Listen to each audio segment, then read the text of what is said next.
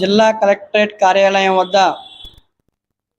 కాకినాడ జిల్లా తుని క్యాంపు కార్యాలయంలో మాజీ మంత్రి టీడీపీ పొలిట్ బ్యూరో సభ్యుడు యనమల రామకృష్ణుడు మీడియాతో మాట్లాడారు. స్థానిక సంస్థల ఎన్నికలను ప్రత్యక్ష పద్ధతిలో నిర్వహించాలని రాష్ట్ర కేబినెట్ తీసుకున్న నిర్ణయాన్ని ఆయన స్వాగతించారు.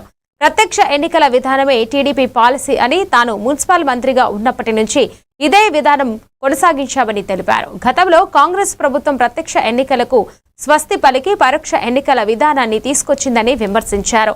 రాజకీయ అస్థిరతకు తావు లేకుండా పాలన సాగించాలంటే ప్రత్యక్ష ఎన్నికల విధానం అవసరమని ఆయన పేర్కొన్నారు.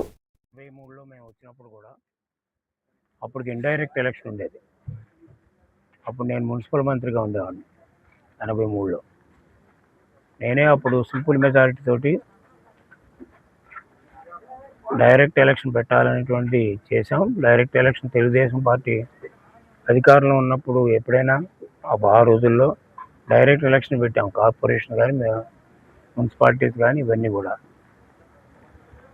అదేవిధంగా తర్వాత కాంగ్రెస్ ప్రభుత్వం వచ్చిన తర్వాత మళ్ళీ దాన్ని మార్చేశారు, ఇండైరెక్ట్ ఎలక్షన్ పెట్టుకున్నారు. డైరెక్ట్ ఎలక్షన్ వల్ల లాభం ఏంటంటే చైర్మన్ ఎవరు కూడా దింపడానికి కానీ లేకపోతే చైర్మన్ని ఇబ్బంది పెట్టడానికి కానీ ప్రయత్నం చేయకుండా ఉంటారు.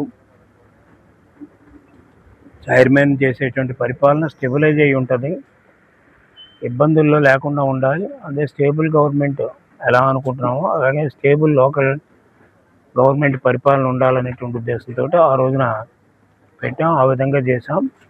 మళ్ళీ ఇప్పుడు న్యూస్లో చూసిన ప్రకారం కూడా ఈ ప్రభుత్వం కూడా ఇప్పుడు డైరెక్ట్ ఎలక్షనే పెట్టాలనేటువంటి నిర్ణయం తీసుకున్నట్టుగా క్యాబినెట్ తీసుకున్నట్టుగా చెప్తున్నారు. దీన్ని కూడా ఆహ్వానిస్తూ ఉన్నారు. ఇంకేదంటే డైరెక్ట్ ఎలక్షన్ ఎప్పుడూ కూడా తెలుగుదేశం పార్టీ యొక్క పాలసీ.